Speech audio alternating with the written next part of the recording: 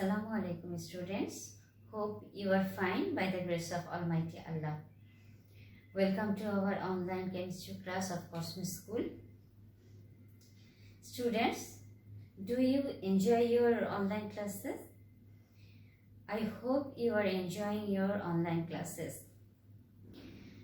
In this adverse situation, we, all of you teachers, are trying to give you every possible support for the betterment of your study, and you also will be eager to accept this.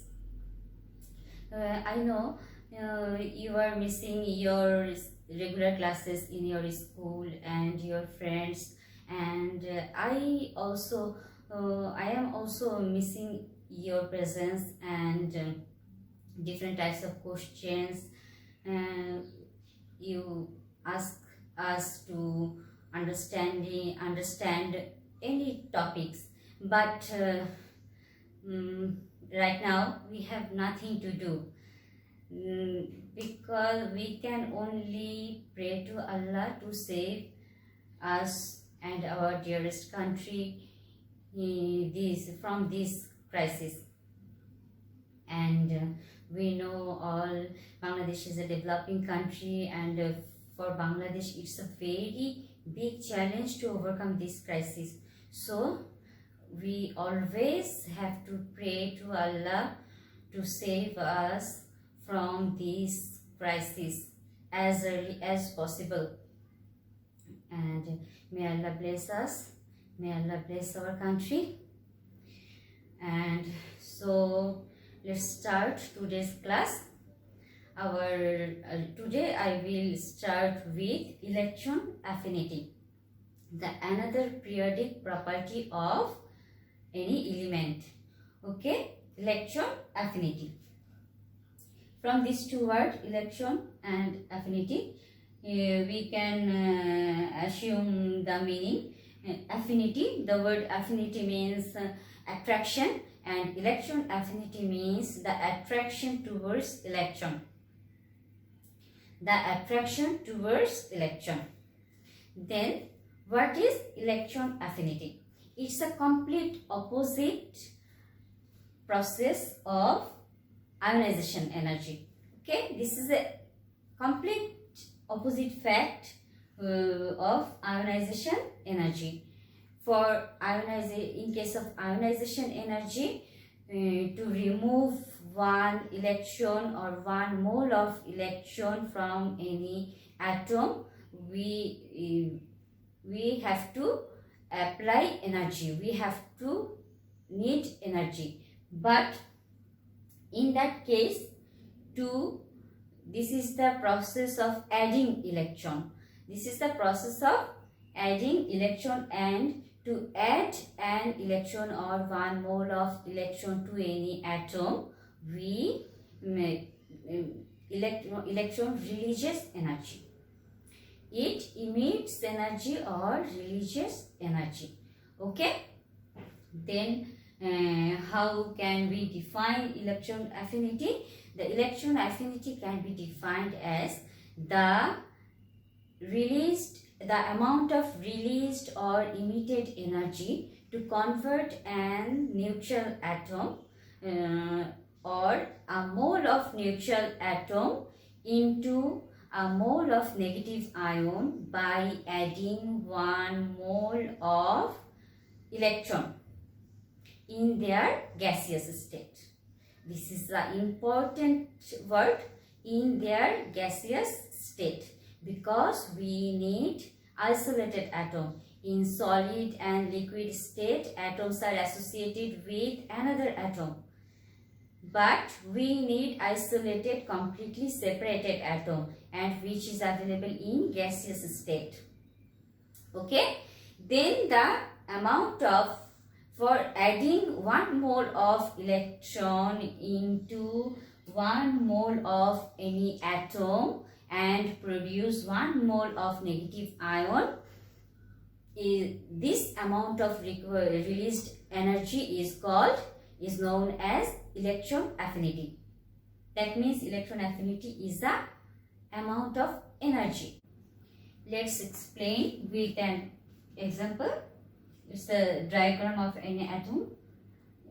In this diagram, 7 electrons are present in its outermost layer and 1 electron is added. We add it to this outermost layer, and then this 1 more electron releases a certain amount of energy, and this amount of energy, released amount of energy, is known as electron affinity. Take an example, perfect example, chlorine. Here we take 1 mole of chlorine, and then from this 1 mole of to this chlorine atom, 1 mole of electron is added. 1 mole of electron is added and produce chloride ion. Then certain amount of energy is released from this process, and these amount are not given in your book, but I mentioned 348 kilojoule. 348 kilojoule heat energy released in this process, the formation process of anion. Okay, and students, can you ask me, a question may be arise in your mind, why here energy is released? When an electron is added to any outermost layer, why energy is released or emitted? Okay, try to understand. Do you remember the Bohr's model?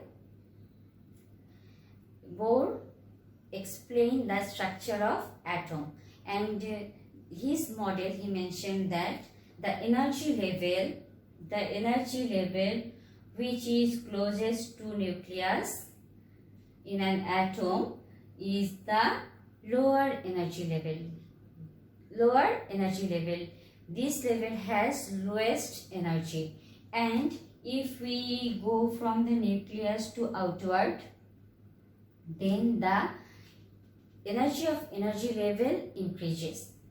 The energy value of energy of a different energy level increases. That means for first energy level, the value of energy level is lowest, and second one is greater than the energy value for second orbit is greater than first orbit, and the energy value of third orbit is greater than the second orbit.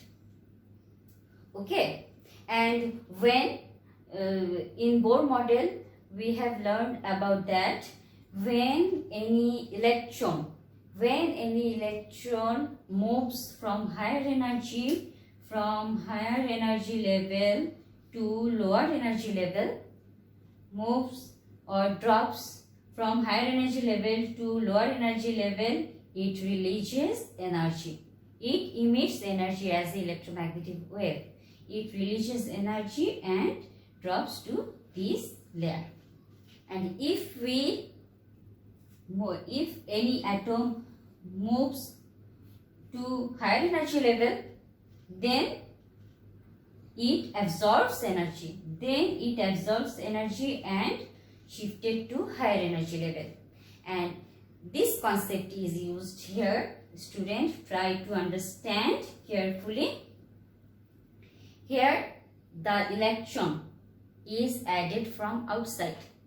Here the electron is added to the outermost layer from outside, from any infinite distance.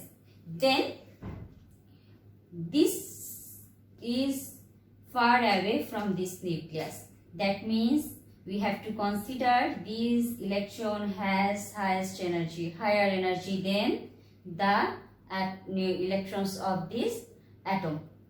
And when it comes to the outermost layer, comes to the outermost layer and takes place in it, then this electron must release energy, a certain amount of energy. Okay, I think it's clear to you. Okay, now we have already learned about that electron affinity is the periodic property of element. That's why it shows a particular trend in a periodic table. We have to know that. Okay, when we go from left to right in a periodic table, in a same period, then we know the atomic sizes decreases from left to right, and that's why the electron affinity increases from left to right. Okay, like ionization energy, it's also increases from left to right in a same period. Okay, and similarly, if we go from up to bottom in a same group, then the electron affinity decreases. Why? Let's discuss. Look at this diagram. These are the atomic size of, I will try to represent the atomic size of these elements. The period 3 elements: sodium, magnesium, aluminium, silicon, phosphorus, sulfur and chlorine. And you can see from this structure, the atomic size decreases gradually from left to right. This chlorine has we omit the group 18 elements because group 18 elements have no electron affinity and has no ionization energy or electronegativity, because they are completely inert in chemical reactions. They do not have any tendency to lose electron, any tendency to accept electron, because they have a complete octet. They have a complete outermost layer with 8 electrons. Okay, they are so stable. That's why we omit this group 18. Okay, now from group 1 to, if we move from group 1 to group 17, then the atomic size of the element decreases, because when we move from left to right in a period, every successive element has one more proton in its nucleus as well as one more electron in its outermost layer, and the attraction between the nuclear charge and the outermost electrons increases, and that's why the atomic size decreases. Atomic size compressed and decreases, and for that the electron affinity also increases. Electron affinity increases from left to right in a period. Okay, why? You can try to understand, students. This is the large atom and this is the smallest atom, largest atom, and this is the smallest atom. The radius of this atom is smallest, and when from infinite distance when an electron added to this outermost layer, which is closest to the nucleus, that means it has comparatively lowest energy than this one, and that's why from infinite distance when an electron is added to this, it releases a large amount of energy. It releases large energy. Then this one, then it releases more energy than this one. Okay, that means chlorine, which has smallest atomic radius releases more energy, most energy, largest energy, and the sodium, which has the larger atomic radius, releases lowest energy. That means the electron affinity of chlorine is highest and the electron affinity for sodium will be lowest. Is it clear, student? Okay. That was when we across a period from left to right. Now we have to consider when we move from up to down. What happens? When we move from up to down, electron affinity decreases. And it can easily understand it because we have already learned about that in our previous class. When we go from up to down, then for every successive period, the elements a new shell is added, and thus the atomic size increases. And that's why if atomic size decreases from up to bottom, then of course electron affinity decreases from up to bottom, opposite. Okay, atomic size increases from up to bottom, and electron affinity decreases from up to bottom, because the atom with highest radius is the bottom of the group. Okay, that was the all about electron affinity. For understanding this property, electronegativity, first we have to understand the covalent bond. Very important types of bond, which is covalent bond. When two atoms of any element or any different elements come together and shares the same number of outermost electrons and form a bond and form a molecule, is called covalent bonding. And for example, if we take hydrogen, which has one electron in its outermost layer, and take chlorine, which has 7 electrons in their outermost layer, and when hydrogen and chlorine come close together, then they share, hydrogen share its 1 electron and chlorine share its another 1 electron and form a single covalent bond. This is hydrogen, and this single covalent bond is represented by a straight line. That means this straight line, okay, and that means here 2 electron is present. This is a covalent bond, and electronegativity is related to the covalent bond. Now, what is electronegativity?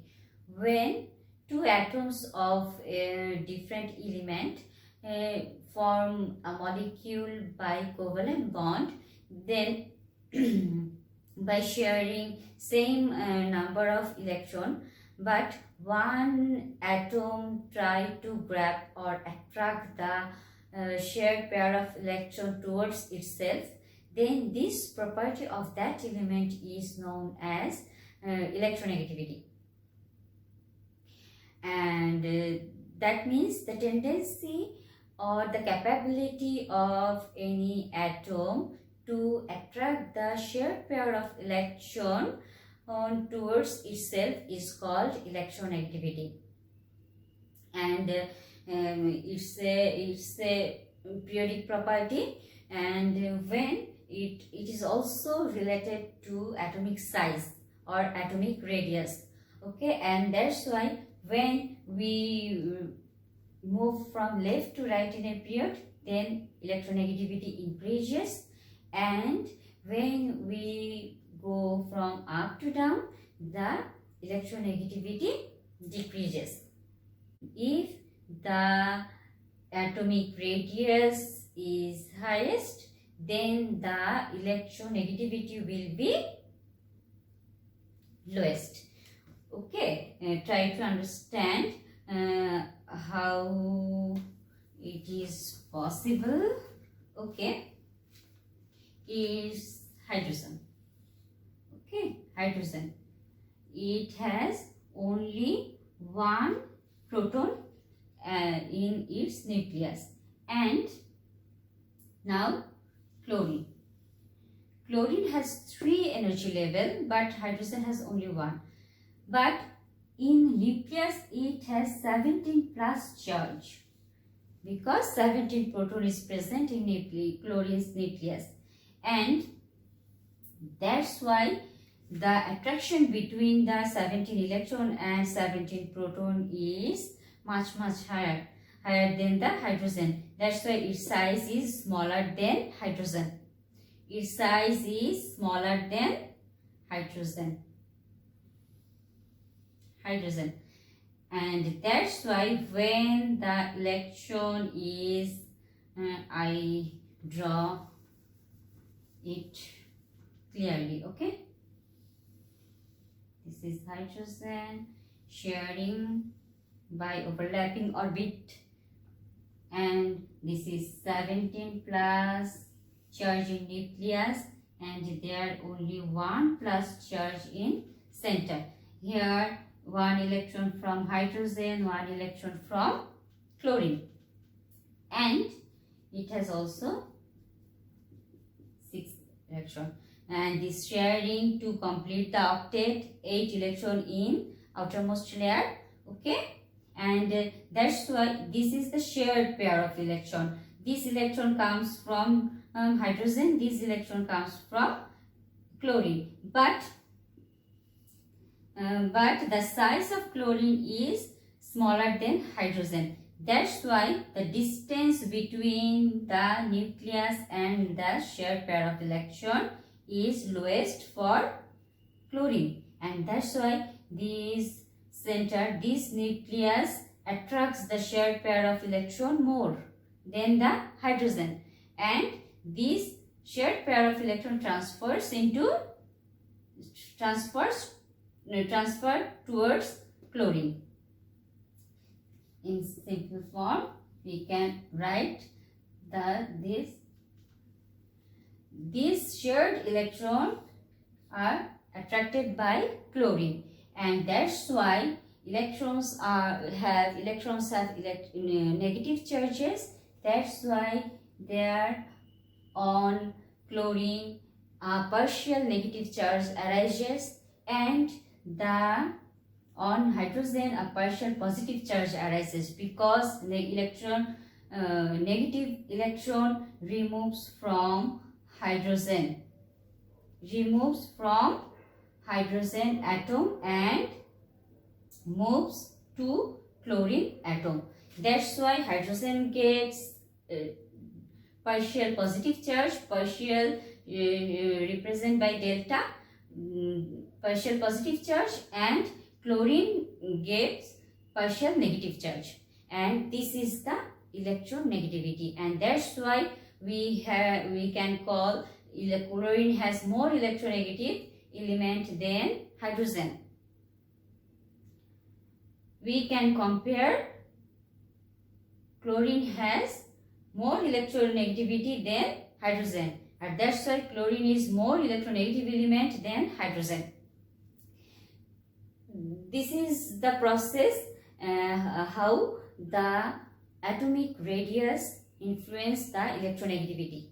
Okay, then we know if we proceed from left to right, atomic radius decreases gradually, and that's why the extreme left elements are more electronegative than our extreme right elements. Okay, that means chlorine in the group 17 is most electronegative group, and the group 1 is least electronegative group. And this was about electronegativity, and if we go from up to down, then we can explain this electronegativity in similar way. And this was the electronegativity. And another periodic property, which is metallic property and non-metallic property. We know, we can understand this metallic property easily. How can you define a metal? Generally, we define metal as the elements which have glossy texture, which makes sound, metallic sound, and conducts electricity and heat. And the elements are known as, those elements are known as metals. But in chemistry, chemically, we define metals as the elements which can donate one or more electron, from their outermost layer. We called them metal. That means metal can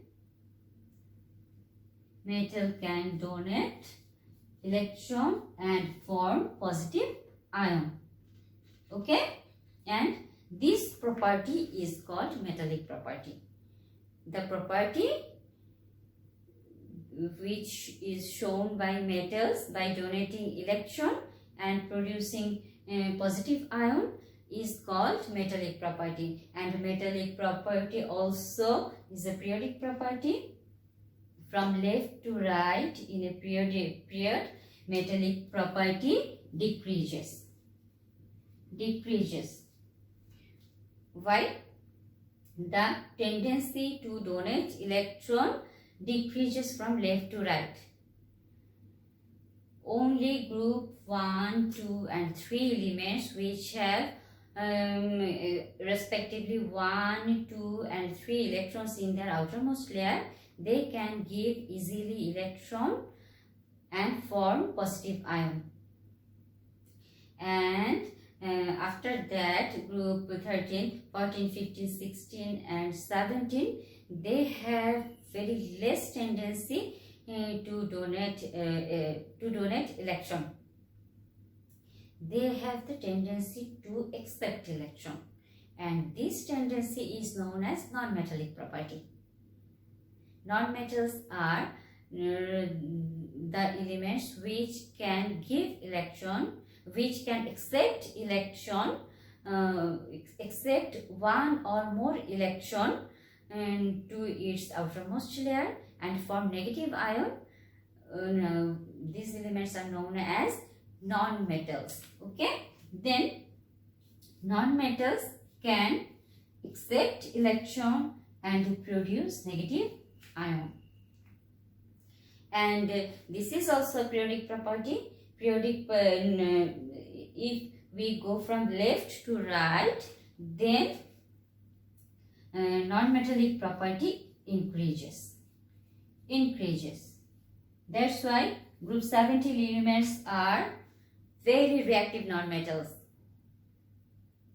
Group 18 is different from all these periodic properties because they are inert in chemical reactions. Okay. That means group 17 is which exists in extreme left of periodic table is the high very reactive non-metals, and group 1 is very reactive metals. I think it is clear. And some elements are present in the middle of the staircase line, and attached to the staircase line, which have both characteristics. Sometimes they show non-metallic characteristics and sometimes they show metallic characteristics. Some characteristics are like metals and some characteristics like non-metals, and they are known as metalloids.